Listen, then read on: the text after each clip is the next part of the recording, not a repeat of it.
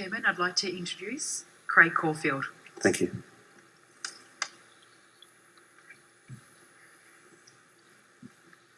Thank you again, Chairman. This is in 4 parts, and I note when someone else has had other parts, you'd rather me put it all to you first. But it helps because it just means I can understand the scale. Make some notes and do the background. Sure.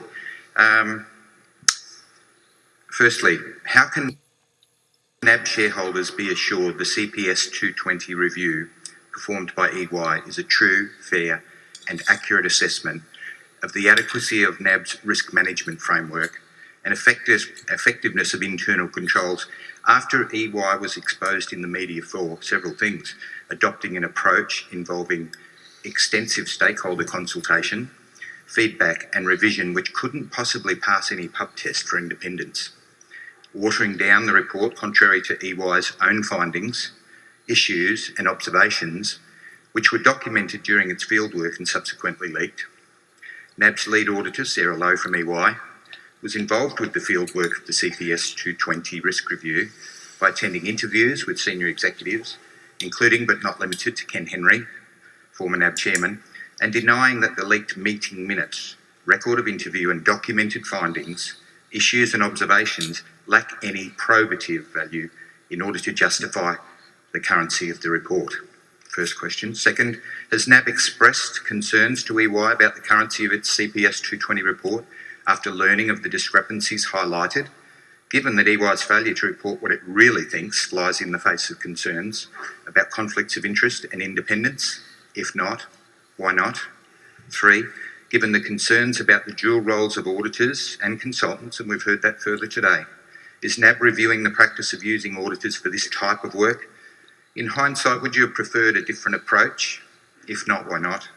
And finally, has NAB lost trust in EY's ability to independently perform CPS 220 reviews or other non-audit work?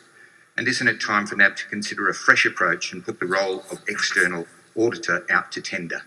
Thank you. Thank you. I think I've addressed the issue of putting out to tender, so if you're happy, I'll just leave the answer I gave earlier.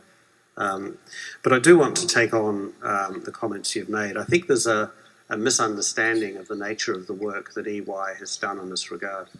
The CPS 220, so this is a prudential standard of APRA, requires what's called a risk management declaration, and that risk management declaration is made by the board. It's not an EY piece of work. The board is required to attest to APRA on the adequacy of its risk management framework and its risk management practices. The role and what APRA asks banks to do is that every 2 years they have somebody independently come and assess whether or not the processes that underpinned that were adequate, and that was the work that EY did. Now, I mentioned earlier about the range of work that an auditor is allowed normally to do, and the work that was required here is in the nature of assurance. That is, it was a review of the underlying controls and processes. That is identical to what an audit involves. So rather than it being a conflict for EY to do this work, actually it made perfect sense for them to do it and did not present a conflict.